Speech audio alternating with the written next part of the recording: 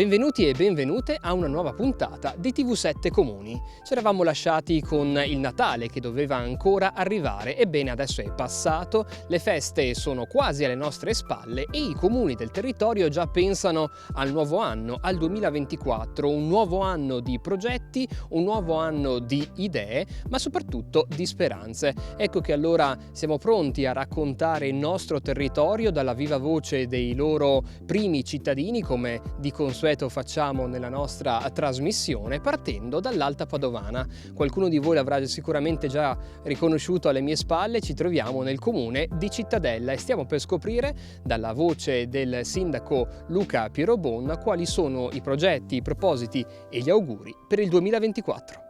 Quello che ormai è in chiusura è stato un ottimo anno per la città murata dell'Alta Padovana. Ottimo soprattutto per la sua notorietà e il suo appeal turistico. Grazie ad una votazione di respiro internazionale, Cittadella è stata eletta tra le 5 European Best Destination per il 2023.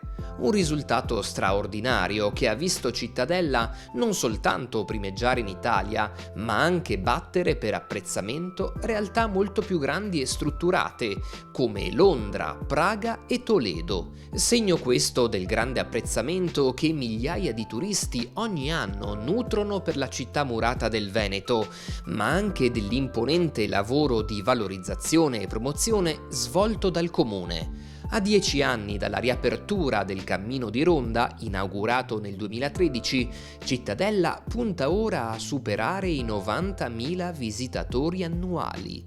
Forte di questo successo nel suo centro storico, Cittadella ora guarda al prossimo anno con una particolare attenzione a tutto il suo territorio. Diciamo che il 2024 sarà un anno importante per Cittadella, perché ci dedicheremo in maniera importante sulle frazioni del nostro comune. Per fare un elenco che comunque non è un elenco esaustivo, si inizierà da nord con la pista ciclabile che dovrebbe collegare Santa Croce Bigolina con Pozzetto, per andare poi invece a finire la pista ciclabile di Facca, di via Bolzonella, per passare poi per Santa Maria, dove verrà sistemato finalmente il parcheggio di via 11 settembre. Verrà creata anche un'area giochi, ma penso alla sala polivalente di San Donato, la sistemazione della piazza di Battistei, quindi tanti progetti che prenderanno vita proprio nel 2024. Al centro degli interventi resta l'obiettivo più importante: mantenere un'alta qualità della vita e, laddove è possibile, alzarla ancora di più, attraverso interventi mirati di riqualificazione e utilità sociale. Se c'è un qualcosa che abbiamo imparato in questi anni, del 2020 in poi, è che l'augurio più importante è quello della salute. Io auguro tanta salute a tutti i cittadellesi, tanta serenità, perché poi la cosa bella è poter essere sereni nella propria vita, poter essere sereni in famiglia. Ecco, questi sono i due auguri principali. Poi io dico sempre negli auguri, scrivo sempre negli auguri alla fine per il Natale e per il nuovo anno ai cittadellesi, nel giornalino che arriva a casa, che l'amministrazione comunale c'è e ci sarà sempre, soprattutto per quelle persone che hanno bisogno. Noi siamo una grande famiglia e, come nelle grandi famiglie, insomma, chi ha la possibilità aiuta quelli che sono un po' più in difficoltà. Per conoscere il meglio che Cittadella ha da offrire è nato un nuovo strumento. Si tratta della Cittadella Card, un biglietto unico che permette l'accesso ai suoi principali tesori. Un punto di partenza per raccontare questo comune, non fermandosi soltanto alle spettacolari mura. 5 monumenti in un unico biglietto. Cittadella continua a crescere e punta a diventare un'importante meta turistica dell'Alta Padovana. Lo strumento principe di questo obiettivo ambizioso si chiama Cittadella Card, il biglietto unico dei principali siti cittadellesi, varato il 1 agosto 2021.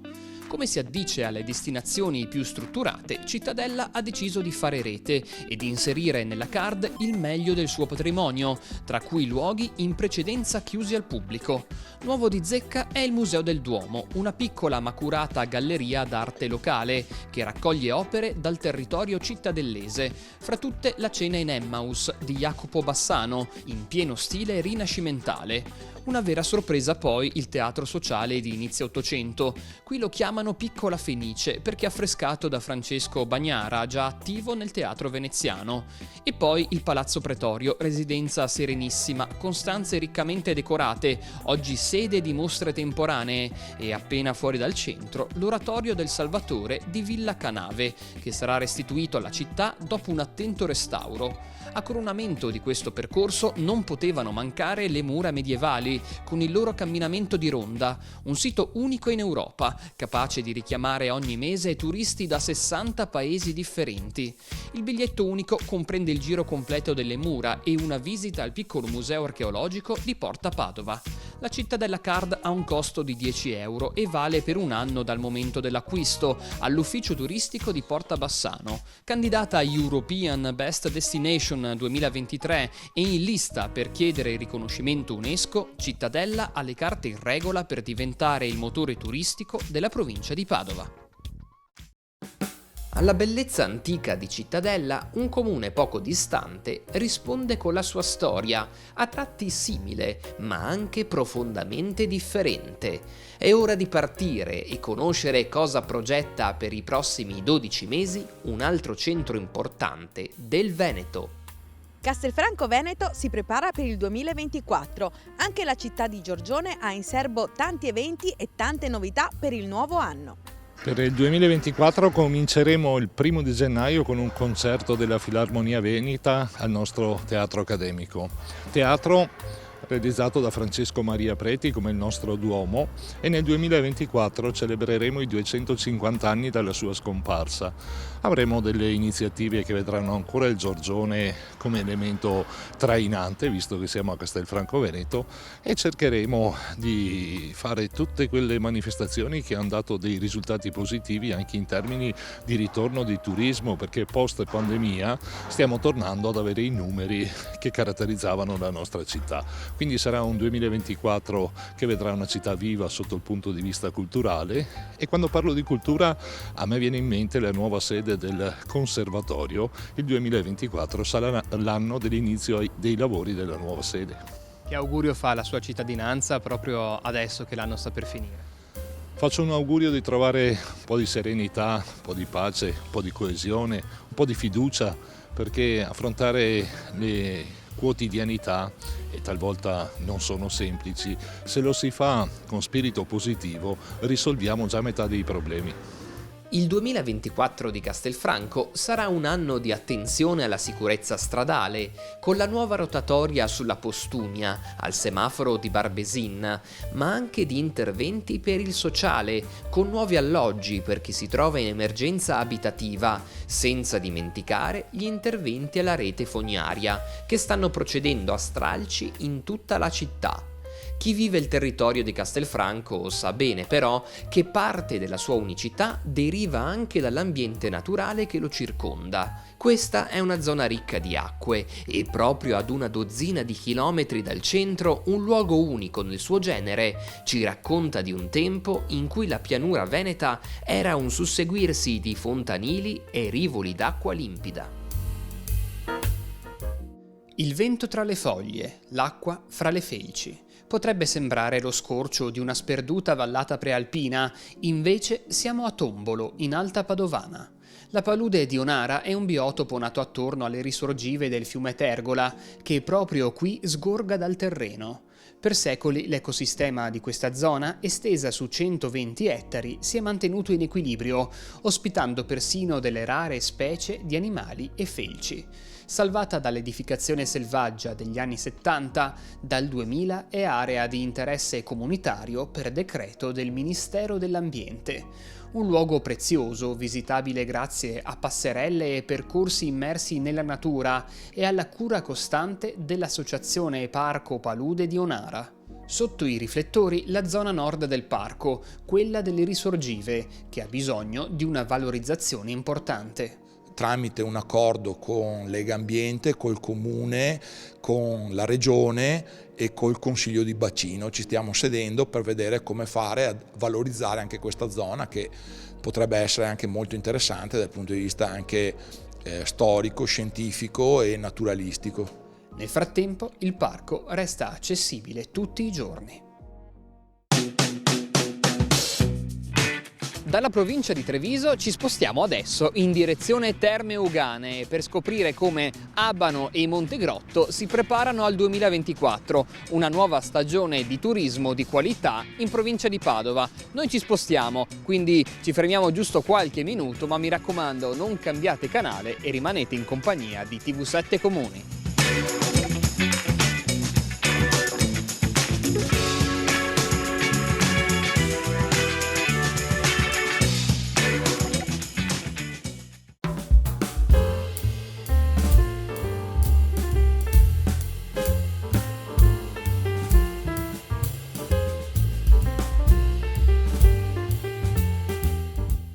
Quando diciamo Terme Euganee parliamo di benessere e lo sapevano persino i romani. Pensate che più di 2000 anni fa già questa popolazione conosceva i benefici delle acque termali che sgorgano proprio qui alle pendici dei colli euganei. Dopo più di 2 millenni i comuni di questo territorio ancora beneficiano di questo immenso tesoro. Dopo un 2023 di grande ripresa turistica, soprattutto per Abano, i comuni si affacciano a un 2024 ricco di progetti dal punto di vista turistico, ma anche della vita in questo territorio. Per un comune che poggia gran parte della sua economia sul turismo, i numeri sono importanti.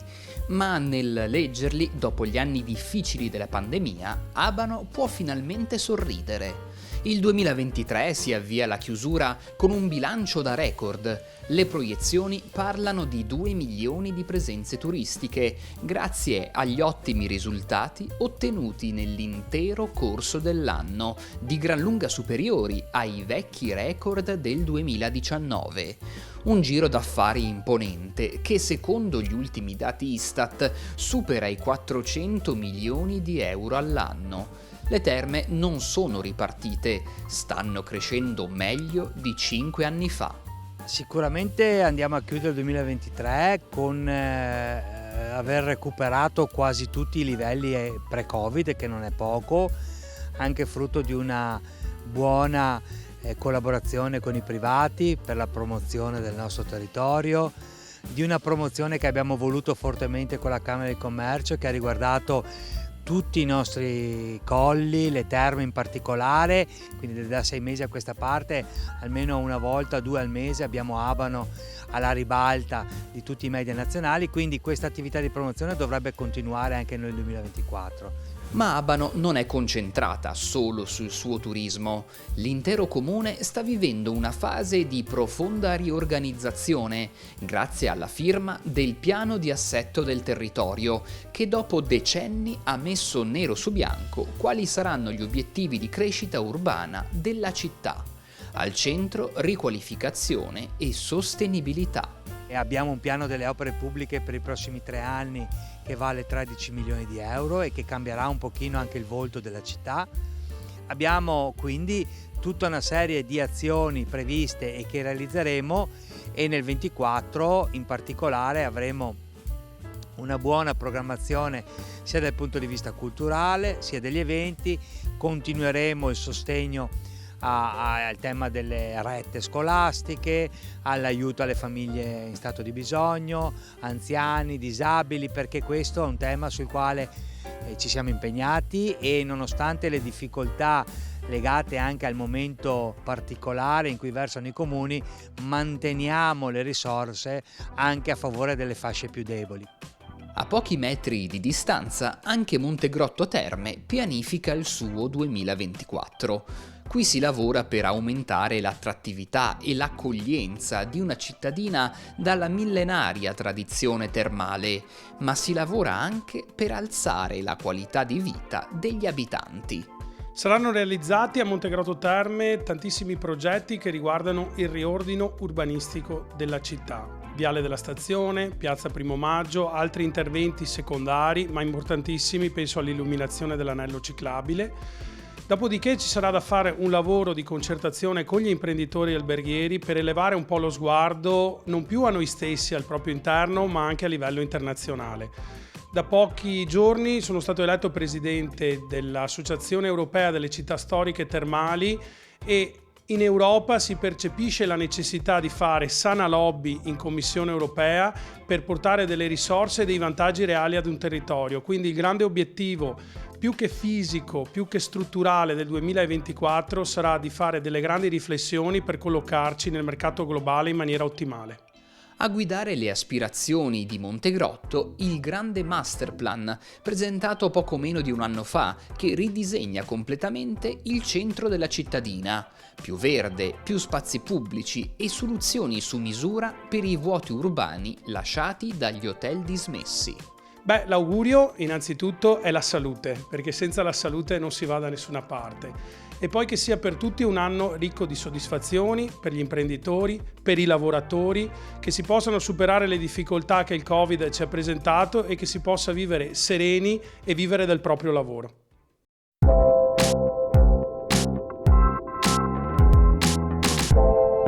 Senza dubbio, tra i protagonisti del 2024 ci sarà ancora lei, l'acqua termale salso-bromo-iodica, prezioso dono di questa terra con i suoi fanghi terapeutici e le gradevoli temperature.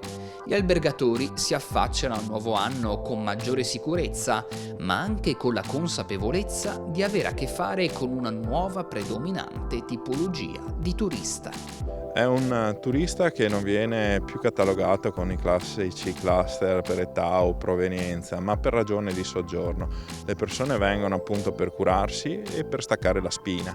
Nel territorio, se globalmente si vede forse la differenza tra le strutture che hanno saputo aggiornarsi, che hanno creduto nel futuro con forti investimenti e quelle che magari hanno aspettato. Globalmente va bene per tutti, a coloro che hanno saputo innovare va ancora meglio.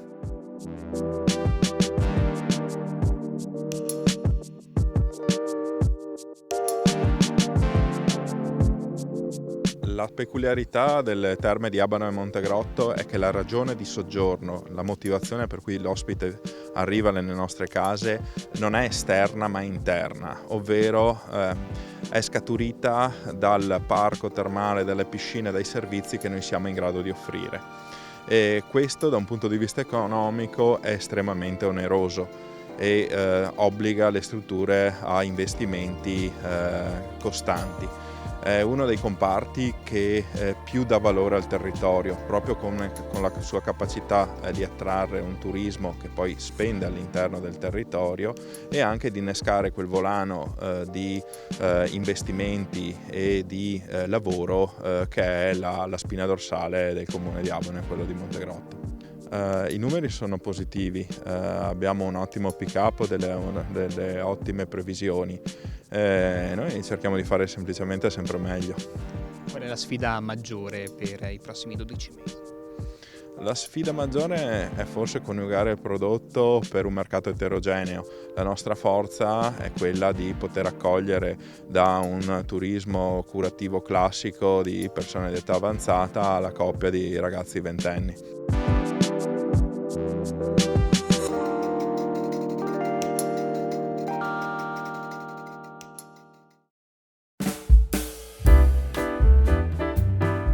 Lasciamo adesso le Terme Euganee e ci spostiamo più verso il mare, più verso la laguna veneta, incontrando la città di Chioggia, un centro piuttosto importante della nostra regione. Stiamo parlando di circa 50.000 abitanti, una cittadina turistica che sta riscoprendo un modo molto particolare di fare turismo, il turismo lento, che vede proprio come cuore degli spostamenti la città, ma che si apre per tutto il territorio lagunare all'esplorazione da parte dei turisti. Chioggia nel 2023 ha riscoperto il turismo crocieristico, è diventata un hub piuttosto importante qui nella Laguna Veneta e per il 2024 è veramente molto ambiziosa. Vuole portare infatti al centro il tema del turismo lento, ma anche quello della viabilità in centro storico e in generale della qualità della vita, per migliorare ancora di più questo aspetto proprio qui sulle sponde della Laguna Veneta tra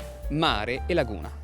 Tante le sfide del capoluogo clodiense, non necessariamente legate al mare e alla stagione balneare. Serve iniziare un percorso di alleggerimento del traffico nel centro, proseguire con la promozione delle tipicità del comune, ma anche trovare risposta alle tante famiglie che purtroppo si trovano in emergenza abitativa. Temi di calibro rilevante che Chioggia intende affrontare passo passo. Un'importante novità sarà data dall'attivazione in pre-esercizio della ZTL nel centro storico di Chioggia, quindi sarà un'importante novità che coinvolgerà non solo i cittadini residenti ma anche i turisti che arriveranno nella nostra città. Quindi partiremo dal 15 gennaio, un pre-esercizio che durerà 2 mesi, quindi avremo modo di capire se tutto funziona bene e poi potremo passare anche con la fase operativa, quindi anche con l'elevazione delle contravvenzioni a chi entrerà nella zona ZTL senza l'autorizzazione. Poi ovviamente dedicata chiaramente al turismo, al mondo dello sport, ma comunque al turismo, creando ovviamente dei nuovi eventi attrattivi per la nostra città che ha, come ricordo sempre, una vocazione turistica, e poi l'implementazione anche delle crociere che stanno arrivando, che sono arrivate nel 2023, ma che aumenteranno di qualcosina anche nel 2024. Che augurio fa per la sua cittadinanza per questo nuovo anno? Auguro ovviamente a tutti i miei concittadini un buon Natale, un sereno anno nuovo. Purtroppo la situazione non è semplice, lo sappiamo, anche le immagini della guerra che arrivano dal Medio Oriente sicuramente non fanno bene, però cercate di trascorrere in famiglia con i vostri cari e fate la pace con qualcuno che magari non andate più di tanto d'accordo, ma cerchiamo sempre di lavorare per la pace all'interno delle famiglie e anche con i vicini di casa, insomma un po' a tutti, una pace a 360 gradi.